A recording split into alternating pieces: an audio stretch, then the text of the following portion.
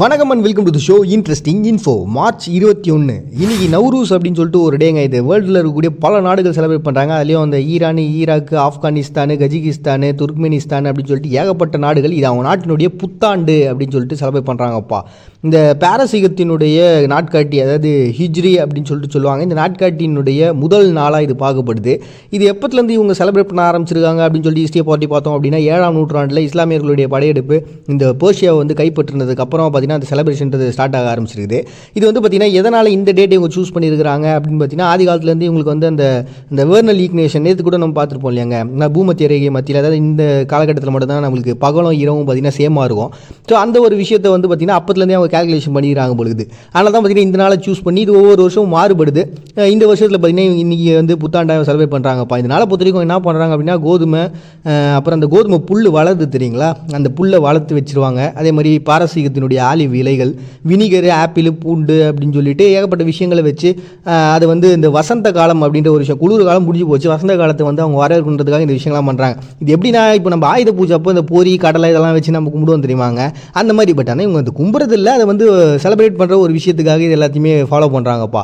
So இப்படி வந்து பார்த்தீங்கன்னா இவங்க செலிப்ரேட் பண்ணுறது வேர்ல்டு வைடில் இருக்கக்கூடிய பல நாடுகள் இருக்கிறதுனால யுனெஸ்கோ என்ன பண்ணிட்டாங்க, 2009 இது ஒரு கலாச்சாரத்தினுடைய முக்கியமான ஒரு திருவிழாவை மாற்றிட்டாங்க. இந்த மாதிரி இவங்க செலிப்ரேட் பண்ணுறதை பார்த்துட்டு இந்த ஐக்கிய நாடுகள்லாம் ஒன்றா சேர்ந்து 2010 இது இன்டர்நேஷனல் நவ்ரூஸ் டேவா மாற்றிலான்னு சொல்லிட்டு அவங்களுமே இது நவ்ரூஸ் டே அப்படின்னு சொல்லிட்டு செலிப்ரேட் பண்ண ஆரம்பிச்சிட்டாங்க. அட் த சேம் டைம் பார்த்தீங்கன்னா பொலாந்தில் இதே டே வந்து ட்ரோன்ஸ் அப்படின்னு சொல்லிட்டு ஒரு டேவை வந்து செலிப்ரேட் பண்ணுறாங்க. இது எதுக்காக அப்படின்னு பார்த்தீங்கன்னா அங்கே இருக்கக்கூடிய ஸ்கூல் பசங்களாம் ஸ்கூலை கட்டடிக்கிறதுக்காக இந்த டே வந்து உருவாகிறாங்க. காரணம் என்னன்னா வெயில் காலம் ஸ்டார்ட் ஆகுதுங்க. ஸோ அது எப்படி இருக்குன்னு பார்க்கறதுக்காக வெளில போனோம் அப்படின்னு சொல்லிட்டு ஒரு சின்ன ஒரு கதை ஒன்று இருக்குது. ஸோ அதை பேஸ் பண்ணி பார்த்தீங்கன்னா ஒவ்வொரு வருஷமும் இந்த மாதிரி ஒவ்வொரு ஸ்கூலில் இருக்கக்கூடிய பசங்களாம் கட்டடிச்சுட்டு போகிறதுக்கு இந்த டேட்டை வந்து சூஸ் பண்ணி பண்ணுகிறாங்களாம். ஸோ இது வந்து ஒவ்வொரு டைம்லையும் வந்து மாறுபட்டுகிட்டே இருக்குது. அவங்க ஸ்கூலில் பொறுத்த வரைக்கும் பார்த்தீங்கன்னா ஒவ்வொரு பகுதியில் இருக்கக்கூடிய மக்களும் ஒவ்வொரு டேட்டை சூஸ் பண்ணி இந்த மாதிரி ஸ்கூலை கட்டடிக்கிறதுன்ற ஒரு விசித்திரமான ஒரு பழக்கத்தை வச்சுக்கிறாங்கப்பா. இப்படி வேர்ல்டு வைடில் பார்த்தீங்கன்னா இந்த நவ்ரூஸ் அப்படின்ற ஒரு புத்தாண்டை செலிப்ரேட் பண்ணுறாங்க. அப்படி புத்தாண்டை செலிப்ரேட் பண்ணுற எல்லாருக்கும் இனிய புத்தாண்டு நல்வாழ்த்துக்கள்ப்பா. நெக்ஸ்ட் இண்டிபெண்டன்ஸ் டே அப்படின்னு சொல்லிட்டு நம்பியா ஒரு டே வந்து செலிப்ரேட் பண்ணுறாங்க. நம்பியா பொறுத்த வரைக்கும் பயங்கர இன்ட்ரெஸ்டிங்கான ஒரு பிளேஸ். காரணம் பாலைவனமும் கடலும் ஒன்றா இருக்கக்கூடிய ஒரு பிளேஸ் அந்த இடம். அதேமாதிரி அவங்களோட கல்ச்சரும் பார்த்தீங்கன்னா பயங்கர வித்தியாசமாக இருக்கும். இப்போ அவங்க வந்து ஒரு சில வண்ணப்பூச்சிகளாக வச்சிருப்பாங்க. அதை வந்து நம்ம உடம்பு இப்போ அவங்க குளிக்கலாம் மாட்டாங்க, ஸோ வாசனைக்காக அதை தடவுவாங்க. அதை மட்டும் நீங்கள் தடவிட்டீங்க, சப்போஸ் நீங்கள் இங்கேருந்து அங்கே போகிறீங்க அப்படின்னா அந்த வண்ணப்பூச்சி நீங்கள் தடவத்துக்கு ஒத்துக்கினீங்க அப்படின்னா உடம்பு ஃபுல்லாக தடவி விட்டுருவாங்க. அப்படி தடவிட்டீங்கன்னா நீங்கள் அவங்களுடைய பிளேஸில் அவங்க மக்களில் ஒருத்தர நீங்களும் மாட்டீங்க. அதனால் என்ன பண்ணுறாங்கன்னா டக்குன்னு நீங்கள் வந்து யாரையாவது சூஸ் பண்ணி அங்கேயே கல்யாணம் பண்ணி அங்கேயே குழந்தை குட்டியோட வாழ்ந்துடலாம். உண்மையாக தாங்க சொல்கிறேன், நான் விளையாட்டுக்காக சொல்ல. ஸோ அப்படிப்பட்ட ஒரு விசித்திரமான ஒரு கல்ச்சர் இருக்கக்கூடிய ஒரு நாடுங்க. இந்த நாட்டினுடைய இண்டிபெண்டன்ஸ் அப்படின்றது, இவங்களோட விடுதலை அப்படின்றது எப்படின்னா 15ஆம் நூற்றாண்டுலேருந்து ஏகப்பட்ட பேர் வந்து இது ஆக்கிரமிக்கிறதுக்காக ட்ரை பண்ணாங்க. ஃபஸ்ட் டைம் வந்து போர்ச்சுகல் உள்ள வந்தாங்க, தொடர்ந்து பார்த்தீங்கன்னா ஐரோப்பியர்கள், பிரிட்டன் அப்படின்னு சொல்லி ஏகப்பட்ட பேர். இதில் பயங்கரமான பாதிப்பு யார் கொடுத்தாங்க அப்படின்னா ஜெர்மன் தாங்க. ஏன்னா இந்த ஜெர்மன் என்ன பண்ணாங்கன்னா இதுக்கு ஒரு பெரிய ஒடுக்குமுறையை செஞ்சாங்க. அப்போ அங்கே இருக்கக்கூடிய அந்த பழங்குடியினர் மக்களில் வந்து பார்த்தீங்கன்னா ஹரேரோ, நமக்வா அப்படின்ற 2 பழங்குடியின மக்கள், இவங்க இனங்கள்லாம் ஒன்றா சேர்ந்து இவங்களுக்கு எதிராக வந்து ஒரு புரட்சியை ஸ்டார்ட் பண்ணாங்க. எப்படி நீங்கள் எங்களை எதிர்த்து புரட்சி ஸ்டார்ட் பண்ணீங்கன்னு சொல்லிட்டு ஜெர்மன் என்ன பண்ணாங்க, இவங்க அடை கொடுக்கி கிட்டத்தட்ட பலாயிரக்கணக்கான மக்களை கொண்டு குவிச்சாங்க. அதுலேயும் பார்த்தீங்கன்னா 1904 என்ன பண்ணியிருக்காங்கன்னா இவங்க எல்லாருமே கூப்பிட்டு அதுக்கு தண்டிக்கிறதுன்ற பேரில் நிறைய குழந்தைங்களையும் நிறைய பெண்களையுமே கூட கொண்டு இருக்கிறாங்க அப்படின்னு சொல்லிட்டு வரலாற்று குறிப்புலாம் இருக்குதுப்பா. ஸோ இவ்வளோ பெரிய ஒரு பிரச்சனையை அவங்க சந்திச்சுட்டு இருந்தாங்க இந்த ஜெர்மனுடைய ஆட்சியில். அதை தொடர்ந்து பார்த்தீங்கன்னா 1960 தென்னாப்பிரிக்கா இவங்க கண்ட்ரோலுக்கு எடுத்துகிட்டு வந்தாங்க. ஒரு கட்டத்தில் ஐக்கிய நாடுகள் சபையில் 1960 என்ன பண்ணிட்டாங்கன்னா எல்லாருக்கும் சுதந்திரத்தை கொடுத்துருங்க அப்படின்னு சொல்லும்போது இவங்க மட்டும் தென்னாப்பிரிக்கா உங்களுக்கு கொடுக்கறதுல ஒரு இழுபறி அப்படின்றது இருந்துகிட்டே இருந்தது. ஒரு கட்டத்துக்கு அப்புறம் பார்த்தீங்கன்னா இவங்க நாட்டில் இருக்கக்கூடிய மக்களே வந்து சுதந்திரத்துக்காக பேச்சு அப்படின்றது ஸ்டார்ட் ஆச்சு 1977. இதை தொடர்ந்து ஐக்கிய நாடுகளில் இருக்கக்கூடிய மற்ற நாடுகள் என்ன பண்ணாங்க, ஒரு சைடாக வந்து இப்போ நம்ம சொல்லி இவங்க வந்து சுதந்திரம் கொடுக்கல, அப்போ நம்ம என்ன பண்ணலாம், இவங்களுக்கு சைடாக ஹெல்ப்லாம் பண்ணலாம் அப்படின்னு சொல்லிட்டு அவங்க ஹெல்ப்பையும் வந்து பண்ண ஆரம்பித்தாங்க. அந்த மாதிரி பார்த்தீங்கன்னா ஹெல்ப்ன்றது போக ஒரு கட்டத்தில் அந்த சுதந்திரம் அப்படின்றது அவங்களுக்கு முழுமையாக கிடச்சது 1990 தென்னாப்பிரிக்கா வந்து கிடச்சிதுங்க. நாட்டை பொறுத்த வரைக்கும் பொருளாதாரம் அப்படின்றது பெருசாக இந்த சுரங்கம் தாங்க. அதுலேயும் அந்த வைரத்தை எடுக்கிறது, at the same time uranium, இதெல்லாம் வந்து அவங்க நாட்டில் அதிகமாக கிடைக்கக்கூடிய ஒரு பொருளாகுது. அண்ட் இப்போ பார்த்தீங்கன்னா இந்த மின்சாரம் கண்டுபிடிக்கிறது, அணு உலைகளை ரெடி பண்ணுறது, இந்த மாதிரி நிறைய திட்டங்கள்லாம் வச்சுக்கிறாங்க. பெரிய லெவலில் இவங்ககிட்ட பொருளாதாரம் இல்லை. ஸோ இதை வச்சு தான் அவங்க வந்து வாழ்வாதாரம் போயிட்டு இருக்கு. இப்படிப்பட்ட ஒரு வித்தியாசமான ஒரு கல்ச்சர் கொண்ட இந்த நமீபியாவில் இன்னைக்கு சுதந்திர தினமாக வந்து செலிப்ரேட் பண்ணுறாங்க March 21. Next human rights day அப்படின்னு சொல்லிட்டு சவுத் ஆஃப்ரிக்கா ஒரு டே வந்து அனுப்பிச்சிக்கிறாங்க. இது 1960 ஷோம்வில்லே அப்படின்னு சொல்லிட்டு ஒரு பிளேஸில் நடந்த ஒரு மிகப்பெரிய இனப்படுகொலை தாங்க.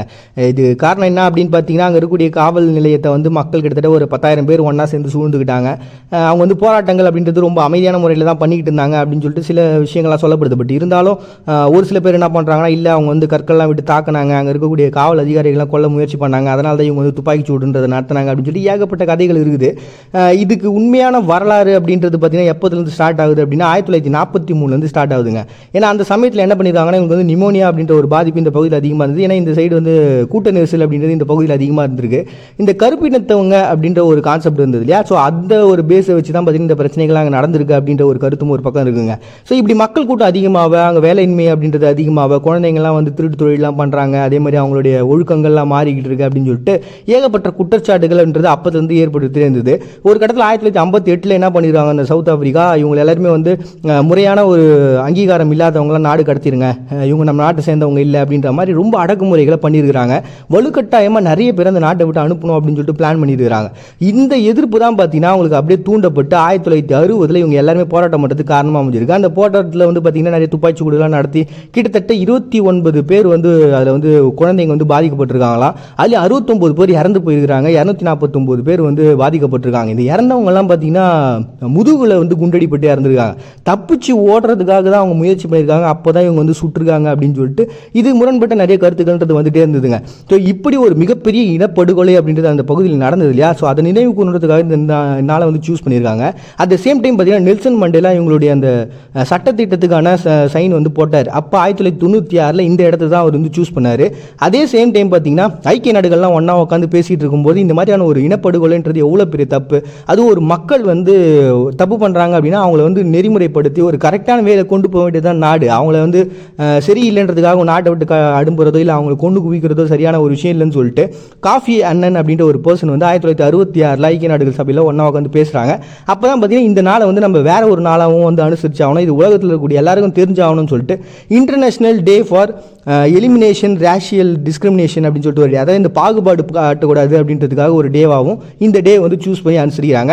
அப்படி உருவாக்கப்பட்ட ஒரு தினம் தான் பார்த்தீங்கன்னா ஹியூமன் ரைட்ஸ் டே அப்படின்னு சொல்லிட்டு சவுத் ஆப்பிரிக்காவும் இன்டர்நேஷனல் லெவலில் வந்து பார்த்தீங்கன்னா எலிமினேஷன் ரேஷியல் டிஸ்கிரிமினேஷன் டே அப்படின்னு சொல்லிட்டு அனுசரிக்கிறாங்க மார்ச் 21. நெக்ஸ்ட் வேர்ல்டு வுட் டே அப்படின்னு சொல்லிட்டுங்க, இது வந்து இந்த மரத்தினுடைய பொருட்கள்லாம் இருக்குல்ல அதெல்லாம் கொண்டாடுறதுக்காக நம்ம யூஸ் பண்ணுற பேப்பர் முதற்கொண்டு எல்லாமே மரம் தான். அட் த சேம் டைம் பார்த்தீங்கன்னா 2013 தான்சானியாவில் இருக்கவங்களால் இது வந்து பெரிய லெவலில் செலிப்ரேட் பண்ணப்படுது. அதுலேயும் இந்த மர சாமான்கள் செய்கிறது, இந்த மரத்தால் செய்யப்பட்ட எல்லா பொருட்களையும் செய்யக்கூடிய அந்த சங்கத்தை வந்து கொண்டாடுறதுக்காக உருவாக்கப்பட்ட ஒரு தினமாக இருந்து. அட் த சேம் டைம் பார்த்தீங்கன்னா இந்த நாள் வேர்ல்டு ட்ரீ டேவாகவும் பார்க்கப்படுது. எவ்வளோ மரங்கள் வந்து அழிக்கப்பட்டுகிட்டே இருக்குது, காடுகள் அழிஞ்சிட்டே இருக்குது, அதை பற்றின ஒரு விழிப்புணர்வுன்றது மக்களுக்கு தேவை. இது எல்லாமே ஒரு நாள் 2 நாளில் இப்போ நீங்கள் நட்டு வைக்கிறீங்கன்னா நாளைக்கு காலையில் மரமாக போகிறது இல்லை, அதுக்கு எத்தனை வருஷங்கள் ஆகுது. இது எல்லாத்தையும் நம்ம வந்து பாதுகாக்க வேண்டியதும் ஒரு முறைப்படுத்த வேண்டியதும் நம்மளுடைய கடமை.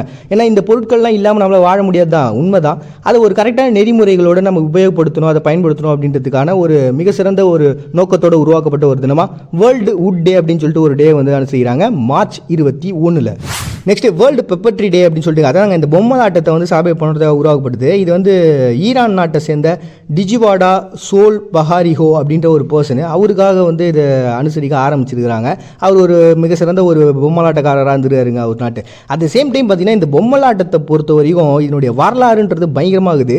ஏன்னா இது வந்து 2003 என்ன பண்ணியிருக்காங்கன்னா சர்வதேச பொம்மலாட்ட சங்கம் தான் இதை வந்து முதல்ல முன்மொழிஞ்சு இந்த ஒரு டே வந்து சூஸ் பண்ணாங்க. அப்போ அந்த சமயத்தில் இந்த சங்கத்தினுடைய தலைவராக வந்து மார்கரெட்டா நிக்லி கு அப்படின்ற ஒரு பர்சன் இருந்தாங்க. அவங்க தான் பார்த்தீங்கன்னா இதை முன்மொழிஞ்சு ஓகே இந்த நாளை வந்து நம்ம சூஸ் பண்ணலான்ட்டு. இதுக்கு பின்னாடி இருக்கக்கூடிய வரலாறு எடுத்தின்னு வச்சிங்களா பயங்கர சுவாரஸ்யம். ஏன்னா எகிப்தில் வந்து பார்த்தீங்கன்னா 2000 வருஷத்துக்கு முன்னாடிலேருந்து இதை வந்து பண்ணிக்கிட்டு இருக்காங்க, பொம்மலாட்டன்ற ஒரு விஷயத்து கான்செப்ட் அப்போதுலேருந்து அப்படின்ட்டு.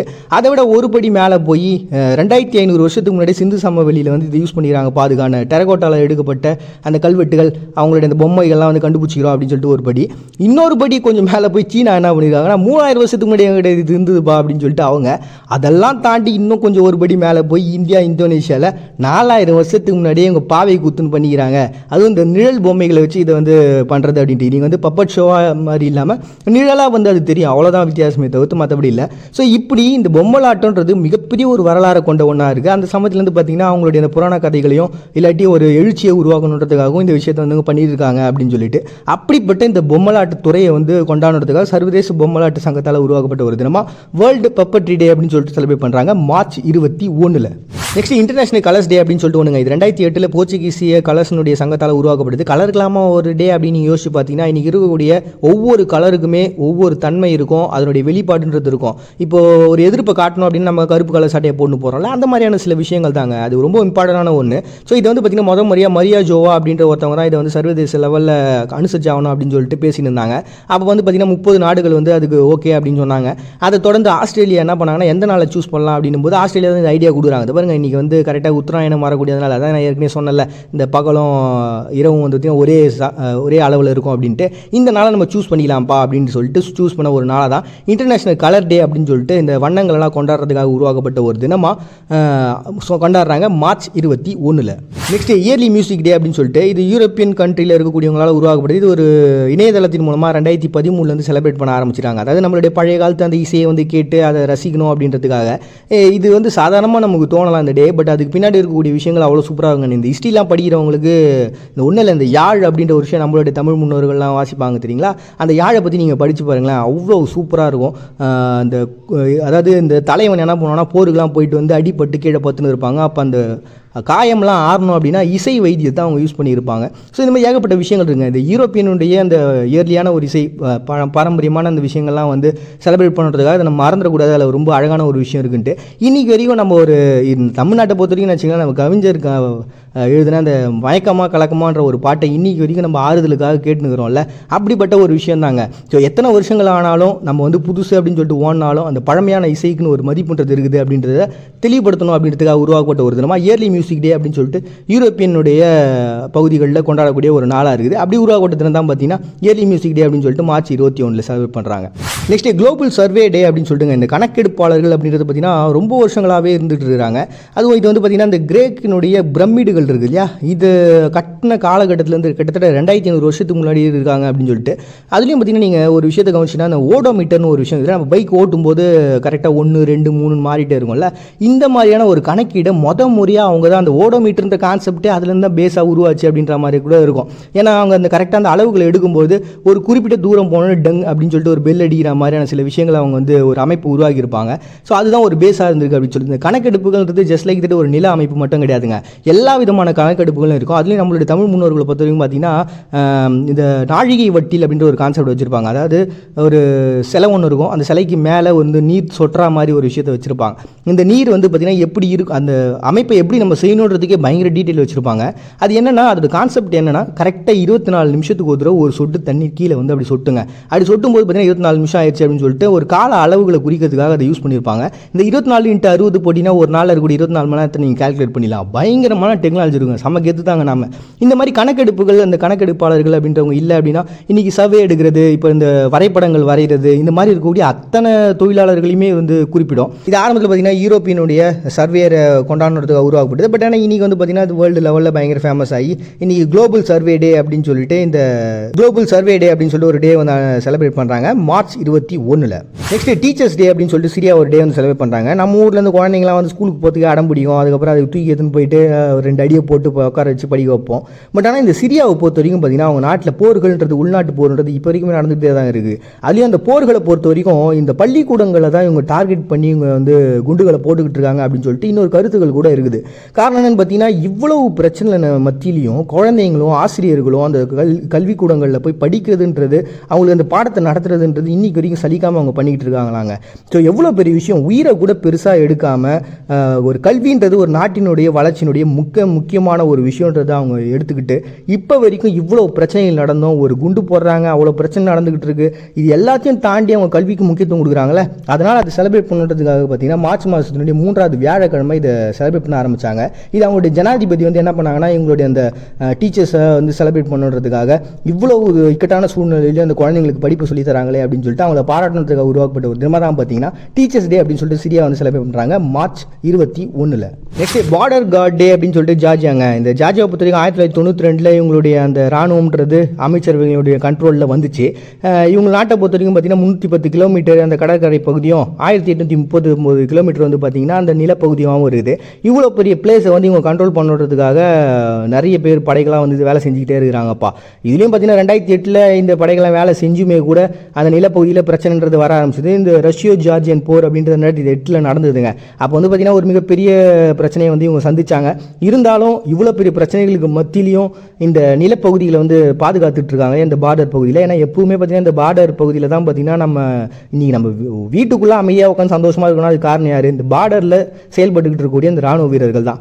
அவங்க வந்து ஒவ்வொரு சமயத்திலையும் தங்களுடைய உயிரை கொடுத்து தான் நம்மளை காப்பாற்றினுக்கிறாங்க அப்படின்ற ஒரு விஷயத்தை புரிய வைக்கணுன்றதுக்காக அவங்களை செலிப்ரேட் பண்ணுறதுக்காக உருவாக்கப்பட்ட ஒரு தினம் தான் பார்த்தீங்கன்னா பார்டர் கார்ட் டே அப்படின்னு சொல்லிட்டு ஜார்ஜியா வந்து செலிப்ரேட் பண்ணுறாங்க March 21.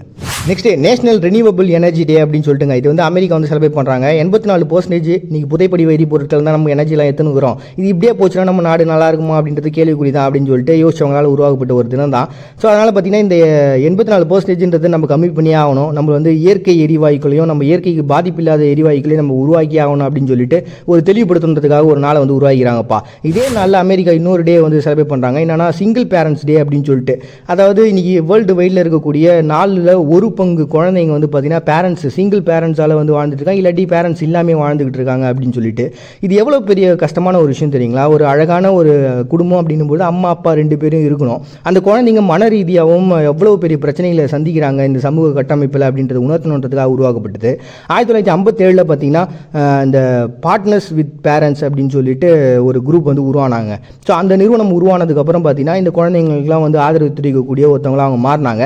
At the same time 1984 Ronald Reagan அப்படின்ற ஜனாதிபதி என்ன பண்ணார்னா இந்த ஒரு டேவை சூஸ் பண்ணி இந்த டே வந்து நம்ம கண்டிப்பாக இந்த சிங்கிள் பேரண்ட்ஸுக்காக நம்ம செலிப்ரேட் பண்ணி ஆகணும். அவங்க வாழ்க்கையில் எதிர்கொள்ளக்கூடிய அவ்வளோ பெரிய பிரச்சனைகளையும் இதெல்லாம் தாண்டி அவங்க வாழ்க்கையில் ஜெயிக்கிறாங்களே அப்படிலாம் வந்து கொண்டாடியே ஆகணுன்றதுக்காக உருவாக்கப்பட்ட ஒரு தினமாக தான் பார்த்தீங்கன்னா சிங்கிள் பேரண்ட்ஸ் டே அப்படின்னு சொல்லிட்டு செலிப்ரேட் பண்ணுறாங்க அமெரிக்கா மார்ச் 21. இன்றைக்கி ஆஸ்திரேலியாவில் பார்த்தீங்கன்னா நல்லிணக்க நாள் அப்படின்னு சொல்லிட்டு ஒன்று. இது வந்து என்னென்னா இந்த பாகுபாடுலாம் யாருமே காட்டக்கூடாது, எல்லாரும் ஒன்றா இருக்கணும் அப்படின்றதுக்காக இந்த நாளை பொறுத்த வரைக்கும் 1999 அவங்க வந்து உருவாகினாங்க. ஆஸ்திரேலியான்றதே பார்த்தீங்கன்னா இந்த பழங்குடி மக்களுக்கும் அங்கே இப்போ வந்து இந்த குடியேறிகளாக வந்தாங்களே அவங்களுக்கும் ஏற்படக்கூடிய பிரச்சனைன்றது எப்பவுமே நீண்டதாக தான் இருந்துகிட்டு இருக்கு. அது இப்பயும் வந்து முடிவில்லாத ஒன்றா தாங்க இருக்குது. ஸோ அப்படிப்பட்ட ஒரு விஷயத்தை முடிவு கொண்டு வரணுன்றதுக்காக இந்த நாளை சூஸ் பண்ணாங்களா என்ன எதுன்னு தெரில. ஸோ இந்த நாளை பொறுத்த வரைக்கும் என்ன பண்ணுறாங்கன்னா ஆரஞ்சு கலர் ட்ரெஸ் போடுறாங்க, இந்த பாகுபாடுலாம் காட்டக்கூடாது, நம்ம எல்லாம் ஒத்துமை அப்படின்னு சொல்லிட்டு. சில பேர் வந்து பார்த்தீங்கன்னா இந்த ஆரஞ்சு கலர் ரிப்பனை காட்டுறது அப்படின்ற ஒரு வழக்கமாக வச்சுறாங்கப்பா. அப்படி எல்லாருமே வந்து வேறுபாடு இல்லாமல் நம்ம எல்லாம் வந்து இங்கே தான் வந்துட்டோம், இருந்தாலும் நம்ம எல்லாருமே சந்தோஷமாக இருக்கணும், ஒத்துமையாக இருக்கணும் அப்படின்னு சொல்லிட்டு பாகுபாடு இல்லாமல் வாழணும் அப்படின்னு சொல்லிட்டு நம்ம இனத்தால் மதத்தால் மொழியால் எல்லாத்துலேயும் பிரிஞ்சு இருந்தாலும் மனுஷங்கப்பா அப்படின்ற சொல்லக்கூடிய ஒரு நாளாக வந்து பார்த்தீங்கன்னா ஆஸ்திரேலியா நல்லிணக்க தினமாக வந்து செலிப்ரேட் பண்ணுறாங்க மார்ச் 21. நெக்ஸ்ட் இன்னைக்கு உலக கவிதைகள் தினமாக வந்து செலிப்ரேட் பண்ணுறாங்கப்பா. யுனெஸ்கோ வந்து 1999 இந்த நாளை வந்து செலிப்ரேட் பண்ண ஆரம்பித்தாங்க. இந்த கவிதைகள் தினத்தை பொறுத்த வரைக்கும் பார்த்தீங்கன்னா அக்டோபரில் ரோமானியர்கள் செலிப்ரேட் பண்ணாங்க அவங்களுடைய அந்த கவிஞரை செலிப்ரேட் பண்ணுறதுக்காக. அண்ட் வேர்ல்டு வைடில் இருக்கக்கூடிய பல பேர் பல நாடுகள் அவங்கவுங்க டேட்டுக்கு ஏற்ற மாதிரி அவங்க கவிஞர்களை கொண்டாடுறதுக்காக இந்த டேட் சூஸ் பண்ணுவாங்கப்பா. நம்மளை பொறுத்த வரைக்கும் கவிதைனாலே கண்ணதாசன் தாங்க. அந்த மனுஷன் மட்டும் வேற மாதிரிங்க, எல்லா மனிதர்களுக்கும் புரிகிற மாதிரி கவிதை எழுதி வச்சுட்டு போயிருப்பாரு. அண்ட் இந்த கவிதைகளை எழுதக்கூடியவங்களையும் and at the same time இந்த கவிதைகளை ஆர்வம் செலுத்தக்கூடியவங்களாலையும் கொண்டாடக்கூடிய ஒரு நாளாக தாங்க இருக்குது. நான் கூட சின்ன வயசில் ஸ்கூல் படிக்கும் போதெல்லாம் பார்த்தீங்கன்னா பாடங்களை கவனிக்கும் பெண்ணே எப்பொழுது என்னை கவனிக்க போகிறாய், பாட வேலை முடித்தது என்று நம் காதல் வேலை தொடங்க போது அப்படிலாம் கவிதை எழுந்த காலம் உண்டு. ஸோ நினச்சி பார்த்தாலே சிரிப்பாக வருது. இது உன் கதைலாம் எனக்கு எதுக்கா உலக கதையை சொல்கிற அப்படின்னு நீங்கள் திட்டுறதுங்களா புத்தக விஷயத்துக்கு வந்துடுற. ஸோ இப்படி இந்த உலகத்தினுடைய கவிதைகள் ரசிக்கிறவங்களாலையும் கவிதை எழுதக்கூடியவங்களையும் பாராட்டணுன்றதுக்காக கொண்டாடணுன்றதுக்காக உருவாக்கப்பட்ட யுனெஸ்கோவால் உருவாக்கப்பட்ட ஒரு தினமாக தான் பார்த்தீங்கன்னா உலக கவிதைகள் தினமாக வந்து செலிப்ரேட் பண்ணுறாங்க மார்ச் 21. நெக்ஸ்ட் இன்றைக்கி மதர்ஸ் டே அப்படின்னு சொல்லிட்டு அரபு கண்ட்ரியில் இருக்கக்கூடிய பல நாடுகள் வந்து இதை செலிப்ரேட் பண்ணுறாங்க. ஆல்ரெடி நம்ம இவங்க அன்னையர் தினம் அப்படின்னு சொல்லிட்டு மார்ச் 8 பெண்கள் தினத்துக்கு பதிலாக இவங்க செலிப்ரேட் பண்ணுறாங்க நம்ம பார்த்துருந்தோம்ல. பட் இன்றைக்கி தான் பார்த்தீங்கன்னா அன்னையர் தினம் அப்படின்றது இவங்க பயங்கர இம்பார்ட்டண்ட்டாக செலிப்ரேட் பண்ணுற ஒரு நாளாகுது. இது எப்படி உருவாச்சு அப்படின்னு பார்த்தீங்கன்னா 1943 எகிப்தினுடைய ஒரு பத்திரிகையாளராக இருந்தவர், எழுத்தாளராக இருந்தவர் முஸ்தபா அமீன் அப்படின்ற ஒரு பர்சன். இவர் என்ன பண்ணுறாருன்னா ஒரு விதவை பெண்மணியினுடைய வாழ்க்கை வரலாற்றை வந்து குறிப்பிட்றாரு. என்னன்னா இவர் வந்து அந்த விதவை பெண் வந்து தன்னுடைய மகனை வந்து இப்படியே படிக்க வச்சு ஒரு மிகப்பெரிய டாக்டர் ஆகணும்னு நினைக்கிறாங்க. அதே மாதிரி செஞ்சு முடிக்கிறாங்க. பட் ஆனால் அதெல்லாம் பண்ணி முடிச்சதுக்கப்புறம் அந்த பையன் வந்து அவங்களை மதிக்காமல் போயிடறான். ஸோ இப்படி ஒரு உருக்கமான ஒரு ஸ்டோரியை வந்து அவர் எழுதி முடிகிறாரு. அந்த சமயத்தில் பெரிய லெவலில் இது ரீச் கொடுக்கலனாலும் அதை தொடர்ந்து பார்த்தீங்கன்னா அந்த சமயத்தில் ஜனாதிபதியாக கமல் அப்தல் நாசன் அப்படின்ற ஒரு பர்சன் இருந்தார். ஸோ இவர் தான் பார்த்தீங்கன்னா அந்த நாள் வந்து பயங்கரமாக இருக்குது. இந்த மாதிரியான ஒரு விஷயத்தை நம்ம கண்டிப்பாக கொண்டாடி ஆகணும், அன்னையர்கள் எவ்வளோ இம்பார்ட்டன்ட் இந்த மக்களுக்கு சொல்லி ஆகணும் அப்படின்னு சொல்லிட்டு ஒரு சில வருடங்களுக்கு அப்புறமா இந்த நாளை சூஸ் பண்ணி இன்னைக்கு வந்து மதர்ஸ் டே அப்படின்றது கொண்டாட ஆரம்பிச்சது. அதை தொடர்ந்து பார்த்தீங்கன்னா அரபு கண்ட்ரியில் பல பகுதிகளுக்கு அது பரவி இன்னைக்கு வந்து அன்னையர் தினமாக வந்து செலிப்ரேட் பண்ணுறாங்க அரபு கண்ட்ரிஸ் மார்ச் 21. இறந்த சடலத்தையும் கழிவையும் தின்னு வாழற இந்த இயற்கையினுடைய முறை ஒழுங்கற்றது அப்படின்னா இந்த இயற்கையை பற்றி வாழ்கிற ஒட்டுணிகளான மனித இனம் ஒவ்வொரு கூட்டமும் இதுதான் ஒழுக்கம்னு சொல்கிறது நகைப்பான ஒரு விஷயம்தான். மறுபடியும் எல்லாரும் நாளைக்கு வந்து சந்திக்கிறாது வரை உங்கள்கிட்ட விடைபெறுவது நான் உங்கள் பாண்டிய நீங்கள் பார்த்துட்டு இருக்கேன். இந்த நிகழ்ச்சி இன்ட்ரெஸ்டிங் இன்ஃபோ.